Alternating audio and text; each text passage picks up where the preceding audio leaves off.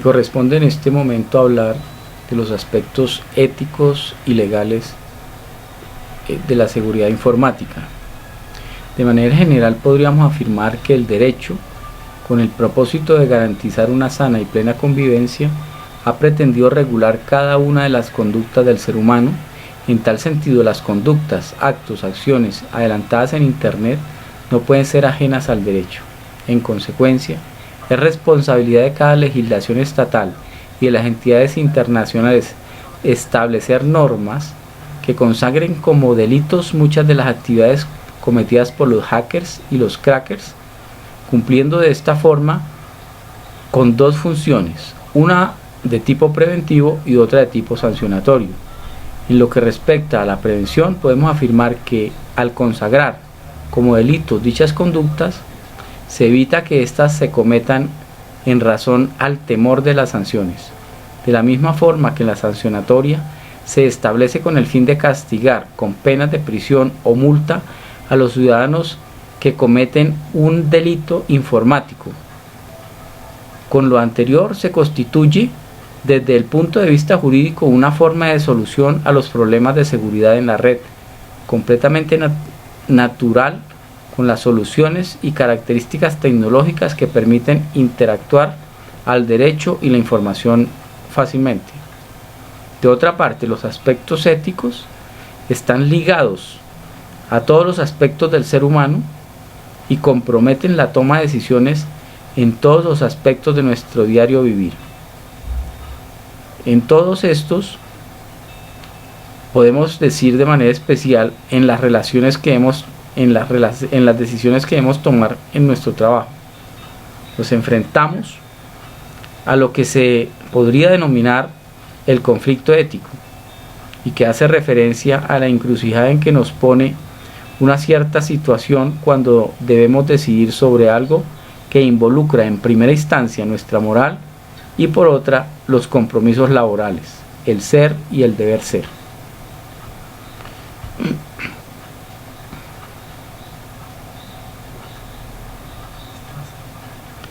Tenemos como aspectos principales a tratar los principios fundamentales de la seguridad.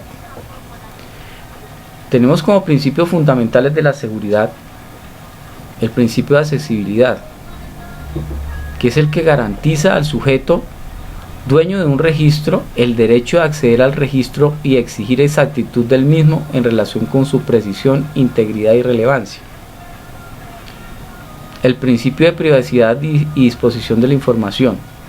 Todas las personas poseen el derecho fundamental a la privacidad y en consecuencia a ser informados y ejercer el derecho de autorizar la recolección, almacenamiento, acceso, uso, comunicación, manipulación y disposición de la información sobre sí mismas. El principio de transparencia. La recolección, almacenamiento, acceso, uso, comunicación, manipulación y disposición de información personal debe ser relevado en tiempo y forma apropiados al sujeto dueño de estos datos. Principio de seguridad. Todas las personas tienen el derecho a que la información que ha sido legítimamente recolectada sobre sí sea debidamente protegida mediante todas las medidas disponibles, razonables y apropiadas, tendientes a evitar pérdidas, degradación, así como la destrucción, el acceso, uso, manipulación o modificación o difusión no autorizada de la misma. El principio de garantía. El derecho fundamental sobre el control de la recolección, del almacenamiento, acceso, uso, manipulación, comunicación y disposición de la información personal está condicionada solo por las necesidades legítimas, apropiadas y relevantes de la información en una sociedad libre, responsable y democrática.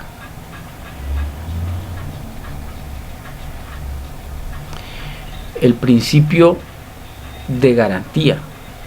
El derecho fundamental sobre el control de la recolección, almacenamiento, acceso, uso, manipulación, comunicación y disposición de la información personal está condicionado solo por las necesidades legítimas, apropiadas y relevantes de la información en una sociedad libre, responsable y democrática. Principio de responsabilidad.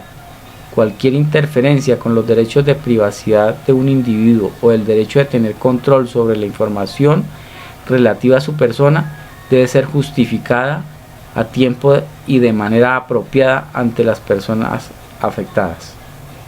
Estos derechos morales deben comprender a todos aquellos que tienen acceso a nuevas tecnologías de la información y a la comunicación, sean estos profesionales de la informática o simplemente los usuarios mismos de la información.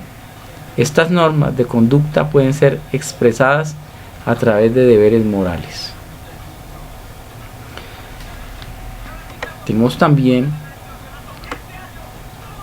como aspectos relevantes dentro de esta presentación los códigos de ética, que para el caso concreto, el código de ética del ingeniero, el cual nos permite situarnos en un contexto en el cual nosotros como profesionales de la ingeniería debemos comprender y manejar de forma responsable la información. He querido traer con esto una película para que sea vista y analizada por ustedes. Es la película Hackers 2, Asalto Final, en la cual podemos ver cómo desde la necesidad de conocer y compartir la información estamos realizando algunas actividades que en unos casos pueden ser impropias o inapropiadas para otras personas en relación con el manejo de la información y el destino que se le da a esta. El último ataque es una película que se ha basado en el libro escrito por Sumoto Shimomura. La historia nos cuenta cómo Mitnick obtiene información a través de sus ataques informáticos que dejan ver su creatividad e inteligencia, y los ataques de ingeniería social que muestran su audacia y talento. Sin embargo, en su camino se topa con Shimomura, otro hacker ético que busca atrapar a Mitnick y finalmente lo logra, aunque llevándose su propia lección. Luego de ser liberado bajo libertad condicional, Mitnick, a través de la televisión, vio que Tsutomu Shimomura mostraba un dispositivo semejante a las funciones y aspectos de un escáner que permitía escuchar e interferir en conversaciones telefónicas, lo que generó un increíble interés en él. Así que buscó la manera de robarlo. Sin embargo, no fue tan fácil, ya que Shimomura consigue en un primer momento tener el hurto de Mitnick, por lo que de esta forma hirió su orgullo, se empecina en quitarle toda la información perteneciente a la compañía Nokitel, en la cual Shimomura trabaja y había desarrollado un famoso escáner. Además de la policía norteamericana, Shimomura se reúne para perseguir a Mitnick. Esta estrategia era investigar cuáles eran las debilidades del sistema informático de la CIA, de los cuales Mitnick se aprovecha, y sin perder tiempo le tienden una trampa para capturarlo. Vino como consecuencia entonces que Kevin Mitnick logró penetrar el ordenador de Shimomura, consiguiendo códigos e información valiosa de un gran virus que colapsaría los servicios de la ciudad como luz, internet, entre otros. Mitnick robó e eliminó la información de Shimomura por completo.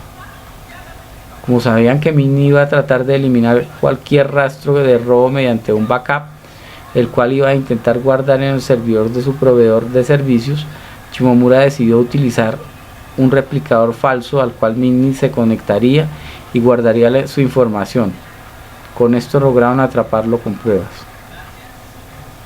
Bueno, es una película realmente fascinante que nos permite ver las acciones de un hacker ético, cómo busca compartir información con el mundo, una información que puede ser manejada por muchas personas pero que está en pocas manos, y que manejada de una forma inteligente podría llegar a ser la solución a muchos problemas que actualmente tenemos. El código de ética para el ejercicio de la ingeniería en general y sus profesiones afines y auxiliares está determinado en la ley 842 del 2003. En sus artículos 29, postulados éticos del ejercicio profesional, encontramos las generalidades de lo que es el código de ética profesional para el ingeniero.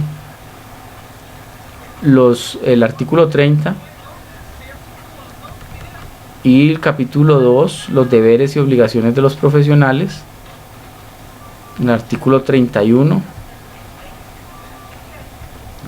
el artículo 32, las provisiones generales de los profesionales. El artículo 33 nos trae los deberes especiales de los profesionales para con la sociedad. El artículo 34, las provisiones especiales a los profesionales respecto de la sociedad. Los deberes de los profesionales para con la dignidad de sus profesionales está en el artículo 35. El artículo 36, las provisiones a los profesionales respecto a la dignidad de sus profesiones. El artículo 37, deberes de los profesionales para con los colegas y demás profesionales. El artículo 38, las provisiones a los profesionales respecto de los colegas y demás profesionales. El artículo 39, deberes de los profesionales para con sus clientes y el público en general. El artículo 40, la provisión de los profesionales respecto a los clientes y el público en general.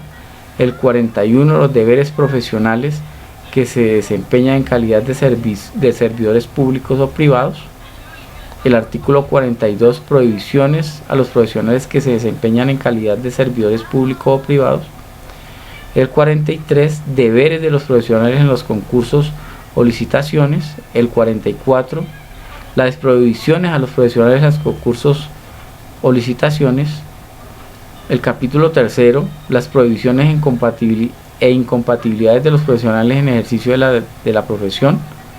Artículo 45, régimen de inhabilidades e incompatibilidades que afectan el ejercicio de la ingeniería. En términos generales, la sentencia C570 del 2004 de la Corte Constitucional declara exequible esta norma y permite pues que se ponga en contexto la gente, los profesionales, con este código. La normatividad general de nuestro país trae algunas normas importantes, como la ley de delitos informáticos en Colombia, que es la ley 1273 del 2009, por medio de la cual se modifica el Código Penal, se crea un nuevo bien jurídico tutelado denominado la protección de la información y de los datos, y se preserva integralmente los sistemas que utilicen a las tecnologías de la información y de las comunicaciones, entre otras disposiciones. Está dividido en varios capítulos en los cuales se pone presente y se determinan las sanciones por las conductas delictivas en relación con el uso de las tecnologías de la información.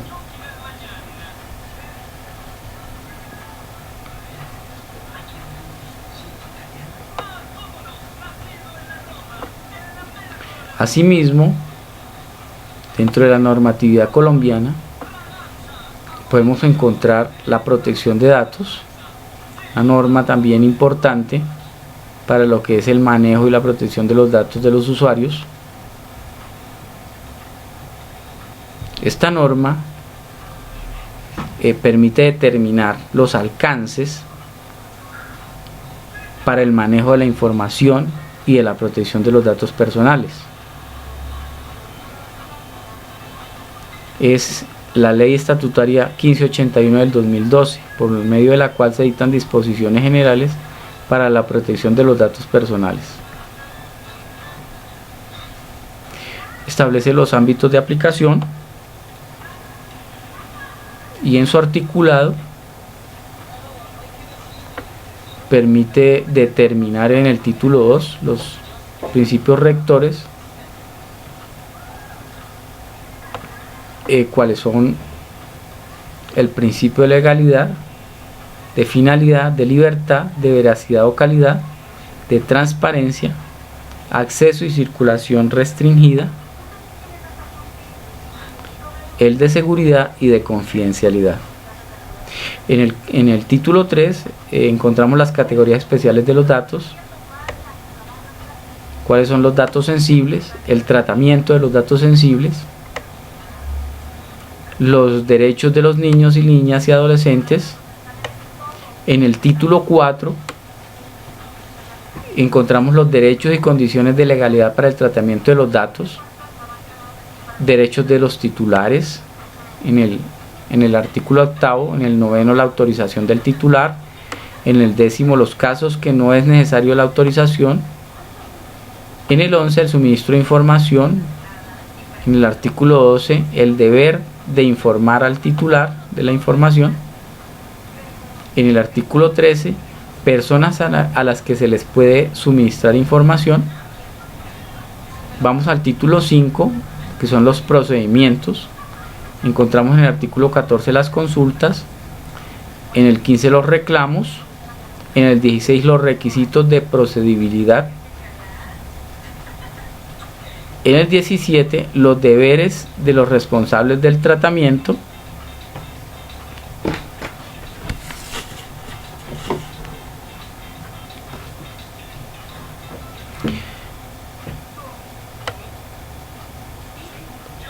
en el 18 los deberes de los encargados del tratamiento, responsables y encargados, dos títulos diferentes para personas diferentes en el manejo de la información.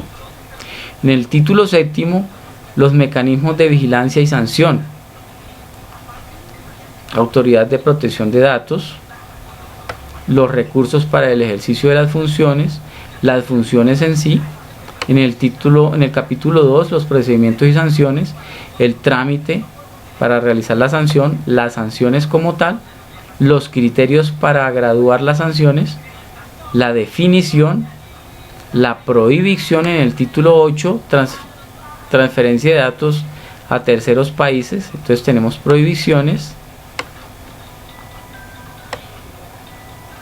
En el título 9, otras disposiciones, normas corporativas vinculantes, el régimen de transición, derogatorias y vigencia.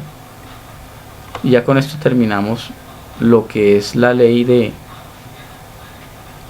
protección de datos personales. Así las cosas,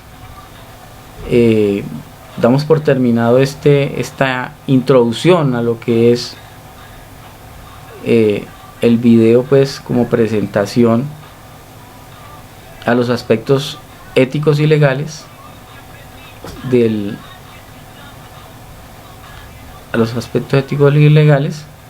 y nos despedimos esperando que esta información haya sido como de su agrado. Muchas gracias.